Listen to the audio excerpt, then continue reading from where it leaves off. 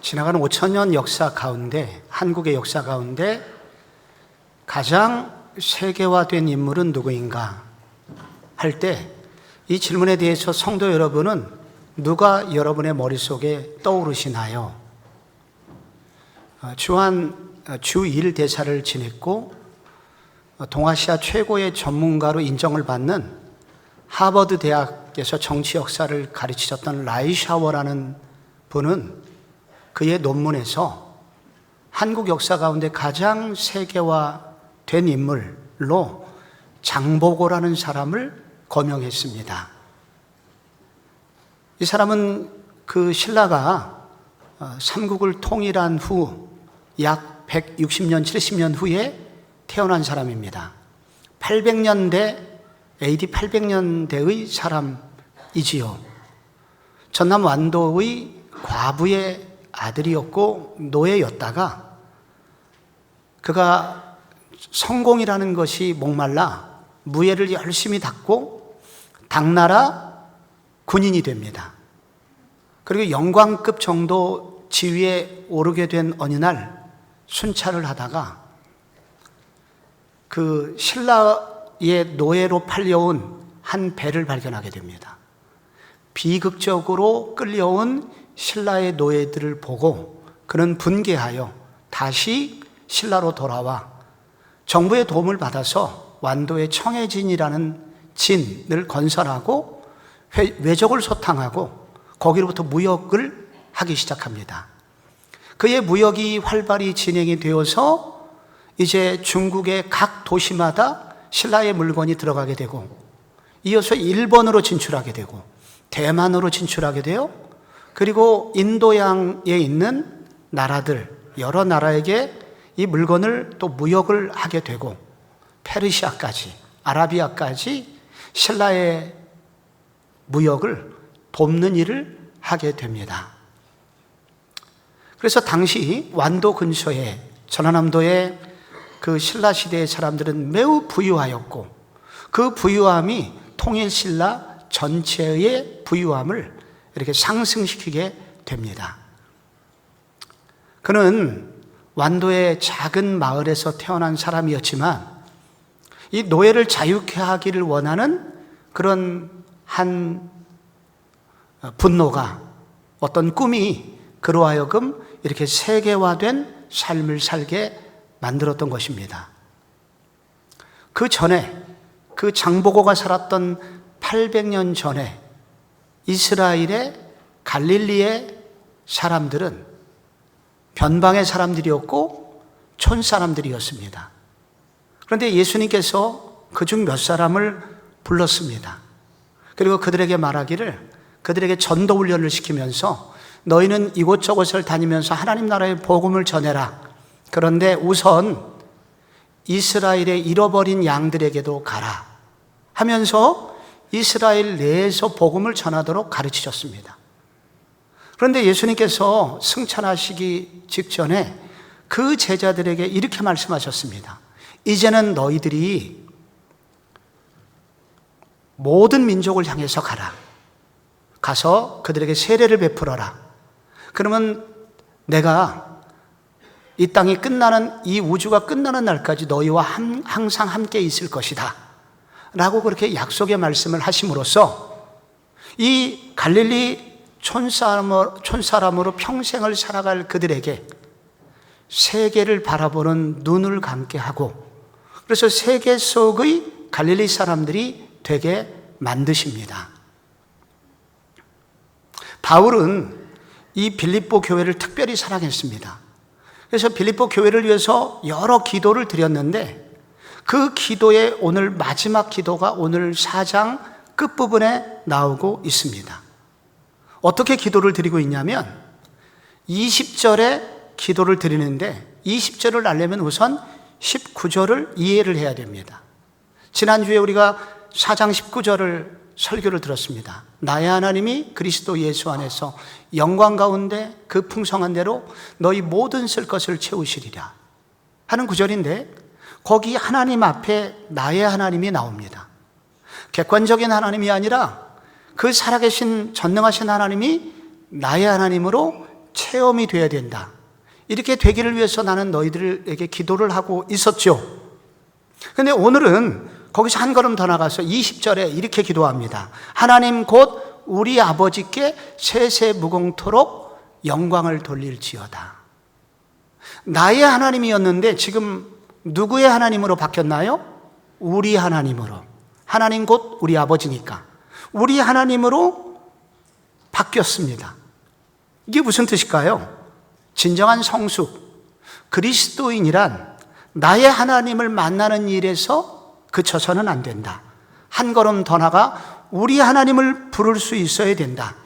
혼자만의 하나님이 아니라 이웃을 위한 하나님이고, 그리고 더 넓게 이 나라를 사랑하시는 하나님으로 그 하나님을 개념을 넓혀가야 된다.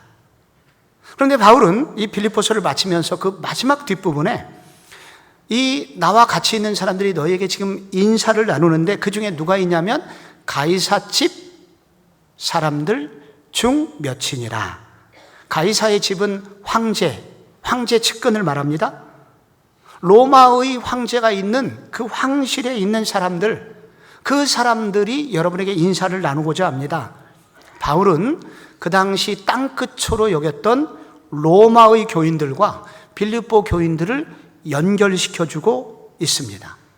그들의 눈을 빌립보에서 이렇게 뜨게 해서 전 세계를 바라보게, 땅끝을 바라보도록 바울은 그들을 그렇게 안내하고 있고 그렇게 기도하고 있습니다. 좋은 부모는 어떤 부모일까? 저는 저희 부모님 같은 분 좋은 부모라고 생각합니다. 충남 청양군 칠갑산 산골에 살았던 저를 사람은 공부를 해야 된다. 그래서 서울로 유학을 보내주셨는데 초등학교 5학년 때였습니다. 그래서 저는 그 칠갑산 근처가 전부인 줄만 알았던 그 삶을 떠나서 서울이 어딘 곳인지를 배울 수 있었습니다. 오늘 우리 모두는 종암동에 삽니다. 우리 모두는 좋은 부모가 되고 좋은 교회가 되고 좋은 교사가 되어야 되는데, 좋은 교회는 결국 어떤 교회이겠습니까? 우리 아이들이 종암동만 바라보고 사는 것이 아니라 눈을 떠서 이 나라도 바라보게 하고, 그리고 온 열방을 바라보게 할 수 있는 것, 이것이 바로 예수님의 마음인데, 이 주님의 꿈과 주님의 시선을 그들에게 심기어주는 것일 것입니다. 그래서 우리 모두는 세계를 품는 그리스도인으로 결국 살아가도록 만들어주는 것, 이것이 우리를 향하신 주님의 소망입니다. 우리는 어떻게 세계를 품는 그리스도인이 될 수 있을까요? 먼저 오늘 본문은 선교사의 고난과 선교사의 비전에 참여하게 될 때 세계를 품을 수 있다고 말하고 있습니다. 우리가 지난주에 14절을 묵상했었죠. 그러나 너희가 내 괴로움에 함께 참여하였으니 잘하였도다 라는 빌립보 교인들을 향한 바울의 극칭찬이 나옵니다. 여기 괴로움은 어떤 물건이 앞찾기에 들어가서 위로 아래로 찍어 누르고 밑에서 올라와서 옴짝달싹 못하는 상태를 괴로움이라는 단어로 우리는 설명을 들었습니다. 즉 선교사가 현장에서 당하는 고난입니다. 바울은 이런 고난을 당했죠. 강도를 만났고 돌을 맞았고 배고픔의 시간을 보내게 되었습니다. 그리고 지금은 차가운 로마의 돌바닥 감옥 안에서 겨울을 지내고 있습니다. 그런데 이 빌립보 교회인들이 이런 바울의 괴로움을 알았고 그래서 도와줬습니다. 고난에 참여합니다. 어떤 방식이었나요? 헌금을 보낸 것입니다. 감옥에 들어간 사람들에게 헌금을 보내는 순간 우리도 감옥의 사람들과 한패로 여겨지게 됩니다. 그래서 로마 시대에 이것이 대단히 위험한 일이기도 했습니다. 그런데 빌립보 교회 교인들은 이 고난, 위험을 감수하고 바울과 한 팀이 되어준 것입니다. 여러분, 그 결과 무슨 일이 생겼습니까? 이제 바울이 빌립보에서 반강제 추방령이 내려져서 바울이 빌립보라는 도시를 떠나게 되었을 때 그때 옆에 도시 데살로니가에 갔고 거기서도 바울은 계속 복음을 전하게 되었는데 데살로니가에 갔을 때도 빌립보 교인들이 헌금을 보내준 것입니다. 그러는 사이에 빌립보 교회 교인들은 자기도 모르게 데살로니가를 품게 됩니다. 이 데살로니가와 빌립보는 헬라, 그리스 지역의 북쪽 지방을 말합니다. 이 지방 이름을 마게도니아라고 부릅니다. 이 마게도니아의 지방의 남쪽 지방이 그리스의 남쪽 지방인데, 이 남부에는 아가야 지방이라고 불렀고, 여기의 수도가 아테네입니다. 그리고 저 밑에 고린도라는 큰 항구 도시가 있었습니다. 바울이 여기 와서 계속 복음을 전할 때 이 빌립보 교회 교인들이 또 헌금을 보내주었습니다. 그러는 사이에 이 빌립보 교회 교인들은 헬라 전 지역을, 온 나라를 가슴에 품게 된 것입니다. 바울이 다시 배를 타고 예루살렘에 왔고 체포되었습니다. 그리고 결국은 감옥에 갇혀 있다가 로마까지 압송돼서 지금 로마로 와서 감옥에 갇혔는데, 이 소식을 듣고 바울에게 헌금을 보내게 됩니다. 그때 이 빌립보 교회 교인들은 세계를 가슴에 품는 그리스도인들이 된 것입니다. 이들이 어떤 노력을 하거나 선교사로 떠난 것은 아니었지만, 선교사의 비전에 함께하고 선교사의 고난에 헌금으로 참여하게 됐을 때 하나님은 저절로 그들로 하여금 세계를 품을 수 있도록 만들었던 것입니다. 선교학자들은 하나님의 선교에 동참하는 길에 보통 세 가지가 있다고 정리합니다. 첫째, 나가는 방법입니다. 내가 선교사로 직접 나가면 됩니다. 이것은 실로 위대한 일인데, 얼마나 위대하냐면 한 나라를 바꾸는 일입니다. 토마스 선교사가 와서 이 조선이 이렇게 놀라운 나라로 변화되게 된 것처럼, 한 선교사가 어떤 나라에 가서 복음을 전하는 것은 실로 위대한 일이며 그 나라의 운명을 바꾸는 일입니다. 또 하나의 방법은 선교를 나가도록 동원하는 방법입니다.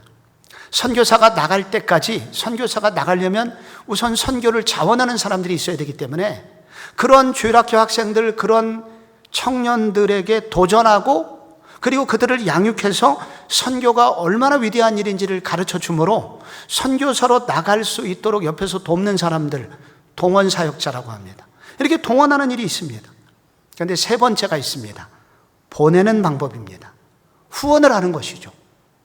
그들을 위해서 기도로 후원하고 물질을 보냄으로 후원하게 될 때 이렇게 하나님의 선교에 동참하게 될 수 있다는 것입니다. 우리는 어떻게 세계를 품는 그리스도인이 될 수 있을까요? 우리가 지금 파송 선교사님으로 이창호 선교사님과 지금 선교 사역을 함께 하고 있는데, 이창호 선교사님은 우리나라의 전도 폭발을 토착화시킨 1등 공신이십니다. 우리나라 많은 교회들에게 이 미국에서 시작된 놀라운 전도 방법인 전도 폭발을 한국에 토착화시킬 때 많은 교회들에서 훈련을 시켰고 수만 명에게 이 전도 폭발을 가르쳐 주신 분입니다. 그러던 중 우리 교회에 와서도 전도 폭발을 교육시켜 주셨고, 오늘날 우리 교회가 많은 전도 폭발의 이수자들을 탄생할 수 있게 해주셨고, 그리고 그래서 이 주변 교회에서도 전도 폭발을 배우고 싶은 교회로, 허브 교회로 저희 교회가 지금 주목을 받고 있습니다. 이렇게 되도록 도와주신 분입니다. 그분의 사모님은 신기하게도 우리 교회 청년 출신이시죠. 그런데 이분이 은퇴를 앞둔 어느 날 하나님의 부르심을 받아 65세에 피지로 선교를 떠나게 된 것입니다. 그분이 어느 해 금요 기도회, 수년 전 금요 기도회 때 오셔서 이런 설교를 하셨습니다. 피지는 인구 100만 밖에 되지 않는 작은 남태평양의 섬인데, 자원은, 땅은 꽤 넓어서 자원이 많이 있고 무엇을 심어도 잘 되는 나라인데 나라가 너무 가난합니다. 왜냐하면 게으르기 때문에. 한때 영국령이었는데 영국 사람들이 피지 사람들을 훈련시키다가 지쳐서 영국이 손들고 나간 나라, 그게 피지라는 겁니다. 그래서 이 나라의 젊은이들을 바꿀 수 있는 것은 우리나라 새마을 운동을 가능하게 했던 우리 김영기 장로님이 하셨던 가나안 농군학교의 복음 정신, 개척 정신 아니고는 이 나라를 바꿀 수 없겠다는 생각이 들어서 그 일을 시작하려고 하는데, 하나님이 놀랍게 그렇게 하는 사람들을 만나게 해주셨는데 교회가 좀 함께 해주었으면 좋겠다는 얘기를 들었습니다. 그런데 피지에 이런 사람들이 생기게 되면, 피지라는 나라는 이 주변 남태평양 13개 섬나라들의 중심지라고 합니다. 퉁가라는 나라, 서사모아라고 하는 나라, 그리고 파푸아뉴기니 같은 이런 13개의 섬나라들의 허브 역할을 하기 때문에 이곳 피지 땅이 이렇게 복음으로 바뀌게 되면은 남태평양의 여러 섬나라들에게 이런 복음의 비전이 심겨지게 될 것입니다. 그 얘기를 듣는 순간 가슴에 불이 튀겼습니다. 하나님의 멋진 그림이시잖아요. 그래서 피지를 가보고 싶었습니다. 그래서 제가 선교연장 장로님하고 작년에 피지를 가보았더니, 피지라는 나라는 위험하기 짝이 없는 여러 요소를 가지고 있었습니다. 언제든지 비자가 취소될 수 있는 비자 발급에 어려움이 있는 나라고, 그리고 이제 초기에 선교사님이 가서 살 때 수만 마리의 개미집이 있는 그런 집에서 또 살아야 했고, 안전의 문제, 자녀들의 교육 문제, 아파도 갈 병원이 없는 문제. 근데 가장 어려운 문제는 어려운 일을 만나도 누구하고 그 외로움을 나눌 수 없는 이 외로움의 문제. 이런 것들과 싸우면서 복음을 전하야만 하고 있는 선교사의 아픔을 보게 된 것입니다. 유엔의 도움을 받아서 여러 섬나라들에서 장학생이 뽑혀서 이제 피지에 와서 교육을 받는 학생들을 보았는데, 그들은 와서 장학금의 절반 혹은 3분의 1을 가난한 자기의 나라의 부모님에게 보내니 먹을 게 없어요. 그래서 그들에게 먹을 것을 제공하는 어떤 선교사님 부부의 이야기를 통해서 이 섬나라들이 얼마나 열악한지, 그들에게 복음이 들어갈 때 또 얼마나 놀라운 변화가 일어나게 될지를 현지에서 보고 오게 됐습니다. 그래서 그런 꿈을 꾸는 가운데 우리 교회 한 권사님의 도움으로 2만 평 되는 땅을 구입하여 가나안 동물학교 부지를 마련하게 되었고, 건축과 그리고 이제 리모델링을 교회에서 지원하여 지금 상당 부분 이 가나안 동굴학교 개교를 앞두고 있게 되었습니다. 이런 일이 진행되는 동안 우리 교회 많은 성도님들이 기도와 물질로 참여해 주셨죠. 우리는 저절로 피지를 가본 적이 없지만 대부분 우리가 한 선교사님의 고난과 이 선교사님의 비전에 동참하게 될 때 우리도 어느새 피지 선교, 세계를 품는 그리스도인으로 살아가게 된다는 것입니다. 요즘 우리 교회 특별 새벽 부흥회가 진행이 되고 있는데, 우리 교회 청년들이 이런 일을 하고 있어요. 청년 한 명이 하루를 참여하게 되면 1,000원을 장학금으로 지급합니다. 그러면 이거를 10번을 다 참여하는 사람에게는 2배를 주기 때문에 특세를 개근하게 되면 1인당 2만 원을 장학금으로 받게 됩니다. 그런데 그 청년부에서 그 돈을 그 개인이 지정하는 곳에 후원을 할 수 있도록 올여름에 선교 갔다 왔던 4개의 교회와 영어예배 아미트 목사님의 고향에 고아원이 있는데 그 고아원 5개를 지정을 해서 그들이 자연적으로 그 일에 헌금할 수 있도록, 이게 이제 이런 것을 이렇게 물질 플로잉이라고 하는데, 이런 물질 나눔의 일을 특세를 통해서 하고 있습니다. 청년들의 가슴에 저절로 이들은 이 일을 참여하면서 그 현지에 가보지 않은 청년들도 저절로 하나님의 선교에 동참하고 있습니다. 우리 교회 어떤 성도님들은 시골 교회를 세우는 일에, 분립개척을 하는 일에, 어떤 분은 간사님들을 정기적으로 돕는 일에 후원을 하고 계시죠. 혹은 또 다른 선교사님에게 후원을 하고 계시죠. 우리는 그곳에 갈 수 없지만 선교사님의 비전과 선교사님의 고난에 일부를 동참하게 될 때 세계를 품는 그리스도인으로 살아갈 수 있다고 말씀하고 있는 것입니다. 우리는 어떻게 세계를 품는 그리스도인이 될 수 있을까요? 두 번째로, 하나님의 역사관으로 하나님의 구원 전쟁에 참여하고자 할 때 세계를 품을 수 있답니다. 오늘 20절 말씀에 하나님 곧 우리 아버지께 세세무궁토록 영광을 돌릴지어다. 영광을 돌린다는 것은 그분의 신분에 맞게 그분을 높여드리고 찬양하는 것, 이게 영광을 돌리는 일입니다. 그런데 여기서 영광을 언제부터 언제까지 올려드려야 되냐 할 때 세세무궁토록이 나옵니다. 세세무궁토록은, 세세라는 단어는 우리 한글이 딱 이렇게 음절 2개밖에 없지만 이 세세는 헬라어 원문에서는 되게 길어요. 영어 성경에서도 그래서 세세라는 거는 from generation to generation, 역사의 시작부터 역사의 끝까지, 그래서 시대들까지라는 그런 뜻입니다. 역사의 시작부터 역사의 마지막까지 우리가 하나님, 그분이 우리의 주님이심을 제대로 높여드릴 때 하나님께 영광이 된다는 것입니다. 그래서 우리가 하나님께 영광을 돌리는 삶을 살려면 어떻게 되냐면, 우선 하나님의 구원의 역사를 이해를 해야 됩니다. 지금 여러분, 이 하나님의 구원의 역사를 성경이 잘 소개하고 있습니다. 이 우주가 어떻게 생겼냐, 이 세상이 어떻게 생겼냐, 창세기 1장에 가면 하나님이 이 모든 것을 만드셨습니다. 이게 태초입니다. 태초 이전부터 계셨던 전능하신 하나님이 이 온 우주를 만드셨고, 그 중에 하나님의 형상을 닮은 피조물을 만들었는데 그것이 인간이었습니다. 그런데 이 존귀한 인간이 하나님의 통치를 거부하고 사단의 통치를 받고자 했습니다. 선악과를 먹게 된 것입니다. 그 이후 인류의 죄가 들어오게 되고 하나님과의 관계가 깨어지게 되었죠. 인간은 마귀의 노예가 된 것입니다. 그러나 이것을, 우리 인간을 포기하지 않고 사랑하신 하나님은 그의 아들을 이 세상에 보내시게 되었고, 그 아들이 사단의 그 죄 사슬을 다 끊어버리는, 하나님과 사단 사이에 전쟁이 벌어지게 되었고, 그 전쟁에서 극적으로 바로 아들이 승리하시게 됩니다. 그게 바로 십자가 사건입니다.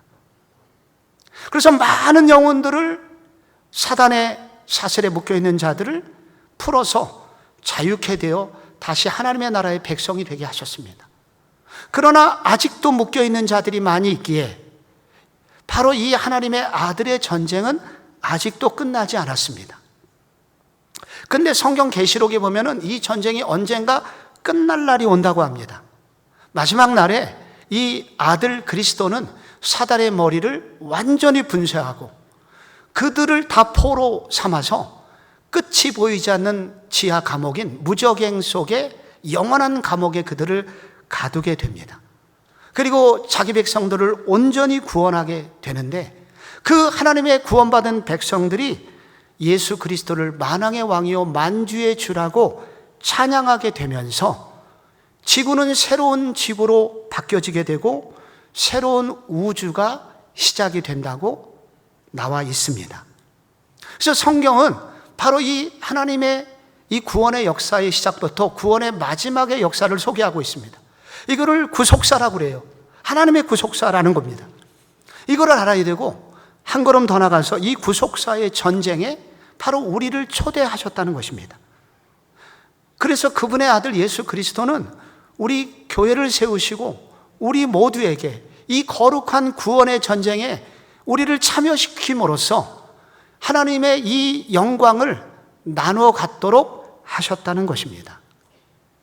다윗이 전쟁을 할 때 성령에 의하여 다윗이 이 전쟁이 자기가 구속사의 전쟁의 한 부분임을 깨닫게 됩니다. 그때 그가 지었던 놀라운 시가 시편 110편입니다. 그 3절에 보면, 주의 권능의 날에 주의 백성이 거룩한 옷을 입고 즐거이 헌신하니 새벽 이슬 같은 주의 청년들이 주께 나오는도다. 여기 권능의 날은 전쟁을 말합니다. 이 전쟁, 바로 이 하나님의 전쟁에 바로 이스라엘의 많은 믿음의 청년들이 참여를 하는데, 그들이 얼마나 아름다운지 새벽잇을 같다고 표현을 합니다. 하나님이 보실 때 너무 영광스럽고 놀라운 백성들이라는 것입니다. 우리는 다윗처럼 시대마다 하나님께서는 이렇게 하나님의 사람들을 깨워서 우리로 하여금 이 하나님의 거룩한 하나님의 구속 역사의 한 부분, 한 시대에 이 거룩한 전쟁에 참여하여 바로 사단을 분쇄하고 자기 백성을 포로로부터 구출하는 이 구출 전쟁에 참여하도록 하시는데, 이 전쟁이 마침내 끝나게 되는 때가 옵니다. 그 마지막 순간 주님께서 이루시려는 목적이 있다는 거예요. 그게 빌립보서 2장 9절에 나오는 얘기입니다. 이러므로 하나님이 그를 지극히 높여 모든 이름 위에 뛰어난 이름을 주사 하늘에 있는 자들과 땅 아래에 있는 자들과 땅 아래에 있는 자들로 모든 무릎을 예수의 이름에 꿇게 하시고 모든 입으로 예수 그리스도를 주라 시인하여 하나님 아버지께 영광을 돌리게 하셨느니라. 우리 모두에게 이 구원의 전쟁에 참여하게 하시는 것은 하나님의 아들 그분이 만왕의 왕이고 만주의 주이시라는 것을 모든 만물들이 그 그리스도 앞에 무릎을 꿇고 찬양하게 되는 일, 그 거룩한 전쟁의 목적에 우리 모두를 초대하셨다는 것을, 우리가 초대받았다는 것을 알기를 원하신다는 것입니다. 영국의 기독교 변증학자 C.S. 루이스가 쓴 나니의 연대기가 있죠. 이 나니의 연대기를 다행히 영화로도 만들어져서 우리 아이들까지 볼 수 있게 되었습니다. 영국의 한 시골 어떤 저택에 4명의 아이들이 숨바꼭질을 하다가 옷장에 들어가게 되죠. 그러다가 갑자기 그 옷장 속에서 다른 차원의 세계 속으로 들어가게 됩니다. 그게 바로 나니아라는 나라에 들어가게 됩니다. 그런데 그 나라는 사시사철 꽁꽁 얼어붙은 겨울의 나라입니다. 그런데 겨울인데 크리스마스가 없는 나라가 되었습니다. 왜냐하면 백색 마녀의 저주에 걸려서 그 나라가 얼어붙은 나라가 된 것입니다. 그 저주의 나라를 짊어지고 있는, 통치하고 있는 마녀와 싸우는 용맹한 사자가 나오니 그의 이름이 아슬란입니다. 4명의 아이들이 이 아슬란의 편에 서가지고 마녀의 나라와 싸우게 되는데 결국 아슬란이 극적인 놀라운 승리를 거두게 됩니다. 그래서 그 나라에 봄이 오게 됩니다. 그 나라가 옛날에 아름다운 나라로 다시 바뀌게 됩니다. 그 나라에서 이 4명의 아이들은 가장 존귀한 사람으로 대우를 받게 됩니다. 우리가 하나님의 이 구원 이야기를 이해하고 구원의 전쟁에 참여하게 되는 일은 바로 이 나니아 연대기의 4명의 아이들과 같은 것입니다. 이 얼어붙은 이 나라, 저주받은 이 땅에 아슬란과 한편이 되어서, 그래서 이 마녀의 저주를 이기고 이 저주의 나라가 다시 축복의 나라로 바뀌는 일에 참여하게 되는 것, 이것이 바로 하나님의 선교의 이런 관점으로 우리의 시간들을 이해하고 그리고 내가 서 있는 자리를 이해하는 것, 이 자체가 바로 하나님의 선교에 참여하는 일이라는 것입니다. 데이빗 브라이언트라고 하는 선교사님 계십니다. 국제 그 기도 합주회를 창시했고 IVF 선교 전문가이신데 이분이 이런 얘기를 했습니다. 우리가 CCC에서 전도를 할 때 사역이라는 책으로 하잖아요. 하나님은 당신을 향한 놀라운 계획을 가지고 있습니다. 실로 진리입니다. 그런데 이분의 얘기는 이거보다 더 놀라운 하나님의 계획이 있다. 하나님은 당신을 향한 놀라운 계획을 가지고 있는데 이거보다 더 하나님의 놀라운 계획이 있다는 것입니다.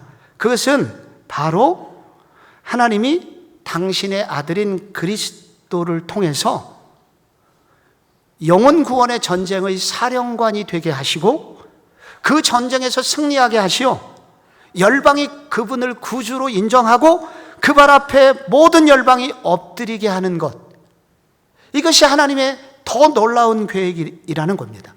그런데 만약에 우리가 이런 하나님의 큰 역사 이야기의 일부분에 서 있다는 것을 알고 그분의 전쟁을 응원하게 될 때 우리는 세계를 품는 그리스도인이 될 것이다 라고 그는 말하였습니다. 여러분, 우리는 오늘 어디에 서 있습니까? 우리는 하나님의 큰 구속의 긴 역사의 한 부분에 서 있는 것입니다. 주님의 역사는 언제 끝나나요? 아직 모릅니다. 잘 모르지만 확실한 것은 그분은 결국 승리하실 것이라는 것입니다. 우리 교회는 이런 하나님의 구속 역사를 이루시기 위하여 한 시대를 책임지도록 부름받았다는 사실을 알아야 합니다. 그리고 이 정신을 나만 가지고 있는 것이 아니라 다음 세대에게 가르치게 되고 그 다음 세대는 다음 세대를 또 가르치게 될 때 바로 세세토록 하나님 아버지께 영광을 돌리는 일이 이어지게 될 것입니다. 마지막으로 우리가 세계를 품는 그리스도인이 되려면 나의 삶의 자리에서 무난하는 일을 게을리하지 말아야 합니다. 오늘 21절, 오늘 빌립보서의 끝부분에 해당하는 21절이 이렇게 나옵니다. 그리스도 예수 안에 있는 성도에게 각각 무난하라. 나와 함께 있는 형제들이 너희에게 무난하고, 무난하다가 여러 번 나오죠. 무난하다는 것은 인사하다는 겁니다. 인사만 잘해도 성공한다는 말이 있습니다. 안녕하세요 이렇게 인사하는 겁니다. 근데 인사를 한다는 것은 아무한테나 하는 게 아니라 환영한다는 뜻입니다. 그래서 그분에게 나의 기쁨, 나의 환영의 마음을 알려주는 것이죠. 그래서 환영한다는 것입니다. 근데 바울은 지금 감옥 안에서 빌립보 교인들에게 편지하기를 여러분은 인사를 잘하는 사람이 되어야 됩니다. 근데 누구한테 인사하느냐? 예수 안에 있는 모든 성도에게 인사하십시오. 여기서 바울은 이 거주주의 경계를 허물라고 말하고 있는 것입니다. 우리가 거주주의 경계가 있습니다. 경상도 사람들은 경상도 사람들끼리, 전라도 사람들은 전라도 사람들끼리, 서울 사람들은 서울 사람들끼리 우리는 인사를 자주 합니다. 그런데 이렇게 인사하지 말고 너희들은 모든 성도에게, 경상도 사람에게도 관심을 갖고 전라도 사람들에게도 관심을 갖고 거주주의 경계를 허물고 믿는 사람이라면 누구든지 다 인사를 하십시오. 일본, 대만, 중국, 미국 경계를 두지 말고 기회가 되는 대로 인사하십시오. 왜냐하면 그들이 나와 함께 있는 형제들이 여러분에게 인사를 합니다 라는 말을 보면 알 수 있습니다. 나와 함께 있는 형제 디모데와 누가를 말합니다. 바울은 여기서 성도와 형제를 이 용어를 섞어서 쓰고 있습니다. 우리 성도는 뭐냐면 세상으로부터 구별되어 하나님의 백성이 된 존귀한 사람들, 성도입니다. 그런데 형제는 뭐냐면 이분들이 가족이라는 거예요. 그래서 우리가 예수를 믿는 모든 사람들은 우리가 한 가족입니다. 그렇기 때문에 우리는 서로 인사를 열심히 해야 합니다. 다른 지역에 사는 모든 사람들도 같은 가족입니다. 그러므로 어느 지역에서 오셨든지 열심히 인사하는 사람이 되십시오. 인사만 잘해도 세계를 품을 수 있다는 얘기입니다. 그런데 여기서 또 하나가 나옵니다. 22절에 보면은 모든 성도들이 너에게 무난하되 특히 가이사의 집 사람들 중 몇이니라. 가이사 집 사람들 중, 가이사의 집은 황제 측근에서 일하는 사람들입니다. 로마의 높은 행정 관료들이죠. 군인들이죠. 그런데 여기서 빌립보 교인들이 이 얘기를 들을 때 깜짝 놀라게 되었을 것입니다. 왜냐하면 그 로마 황실에 있는 사람들은 너무 높은 사람들인데 우리처럼 가난한 사람들이 예수 믿는 줄 알았는데 아니 그런 사람들이 어떻게 예수를 믿었을까? 깜짝 놀라게 됩니다. 그래서 전혀 예수 믿을 것 같지 않은 사람들이 예수를 믿게 된 것이죠. 왜 믿었습니까? 이게 복음의 능력이었습니다. 복음의 능력은 가난하든 부하든 내국인이든 외국인이든지 다 예수 믿게 할 수 있다는 것입니다. 그래서 여기서 바울이 인사를 하라는 뜻은 뭐냐면 너희들이 도대체 예수 믿을 것 같지 않은 비신자들을 만나거든 그들에게도 열심히 인사를 해라. 왜냐하면 그들이 놀랍게 복음 안에서 언제 신자가 될 줄 모른다. 그래서 바울은 믿는 사람들을 향하여 거주주의 경계를 넘어서 열심히 인사를 하고 믿지 않는 사람들을 만나거든 그들에게 더 열심히 인사를 해라. 언젠가 우리가 한 형제가 될 수 있다. 이렇게 인사를 열심히 하는 것, 그것이 바로 세계를 품는 일이다 라고 말하고 있는 것입니다. 1세기에는 인사를 하려면 편지밖에 없었습니다. 그런데 요즘은 어떻게 인사를 할 수 있습니까? 문자를 보낼 수 있습니다. 전화를 할 수 있습니다. 이메일을 보낼 수 있습니다. 카톡이라는 놀라운 신무기가 있습니다. 그래서 심지어 외국에 계신 분에게 전화를 하는데 영상통화가 가능하고, 그리고 그거 게다가 무료로 통화할 수 있습니다. 인사를 하라는 겁니다. 이렇게 열심히 인사를 하게 될 때 세계 선교가 성령님의 도우심으로 열리게 된다는 것입니다. 최근에 우리 교회 한 청년이 일본 선교에 눈을 뜨고 일본 선교에 헌신하는 형제가 있습니다. 2016년에 제1교포 한 자매가 고려대학교 대학원에 유학을 왔다가 우리 교회에 등록을 하게 되었습니다. 이 형제가 그 자매와 같은 사랑방에 있었는데 누나였습니다. 1살. 그래서 열심히 도와주었고, 그래서 친분관계를 갖고 있었는데 이 자매가 유학을 마치고 일본으로 돌아갔는데 형제는 계속해서 연락을 멈추지 않았습니다. 카톡으로 연락하고 편지로 연락하고, 그러다가 급기야 일본으로 자기가 유학을 가고 일본에서 직장 생활을 시작하고 지금은 그 자매가 다니고 있는 후쿠오카의 한 교회를 섬기고 있습니다. 그리고 지난 3개월 전에 결혼하겠다고 찾아왔습니다. 다음 달 우리 교회 본당에서 결혼을 하게 됐습니다. 그는 자기도 모르게 일본 선교사가 되었고 일본 현지 교회를 돕고, 그리고 성복중앙교회와 일본 현지 교회를 연결하는 홀리 브로커가 된 것입니다.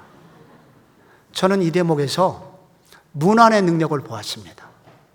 그냥 처음에는 아무 뜻 없이 열심히 인사를 한 것입니다. 열심히 인사만 했는데 하나님이 그 인사를 사용하셔서 이렇게 놀라운 일을 이루어 주신 것입니다.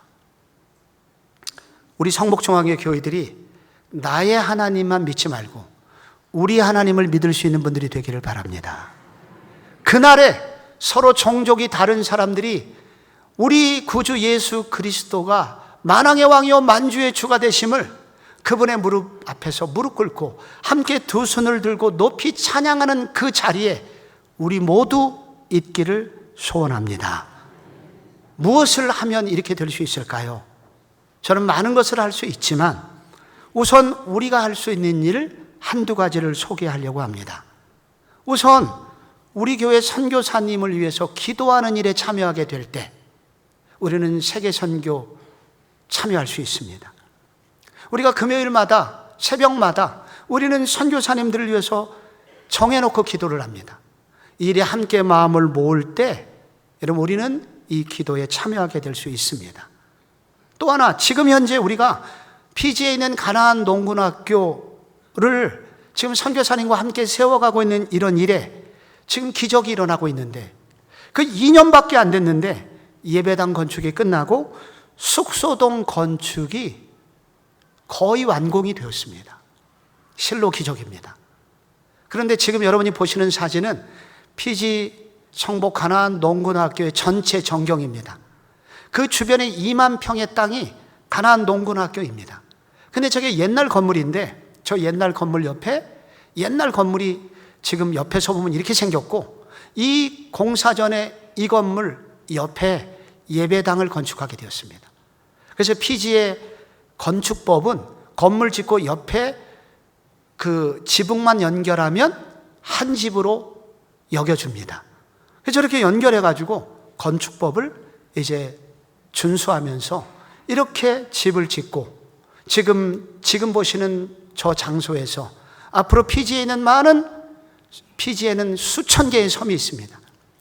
자체에만. 그 섬에서 오는 많은 젊은이들이 저기서 복음으로 교육을 받게 될 것이고 흩어지게 될 것입니다. 그리고 13개 남태평양 나라의 젊은이들이 여기에 오게 될 것입니다. 아직 건축을 위한 모든 비용이 완불되지는 못했습니다. 많은 기재자가 필요합니다. 책상도, 걸상도, 강대상도, 모니터도 다 필요합니다. 만약에 우리 성도들 중에 누군가 그 작은 것 중에 하나를 내가 감당하려고 한다면 그 자체가 세계를 품는 그리스도인으로 첫 발을 내딛는 일입니다. 무엇보다도 성교사님의 전화를 알고 카톡으로 위로의 응원의 편지를 써주신다면 그것은 세계를 품는 일이 될 것입니다. 성목중앙의 모든 교우들이 내가 있는 사는 곳은 종암동이고 내가 사는 곳은 어떤 지역이지만 이 지역을 뛰어넘어 주님의 시선으로 세계 열방을 품는, 세계를 품고 기도하고 선교하는 그런 영광스러운 자리에 참여하기를 주 예수 그리스도 이름으로 축원합니다.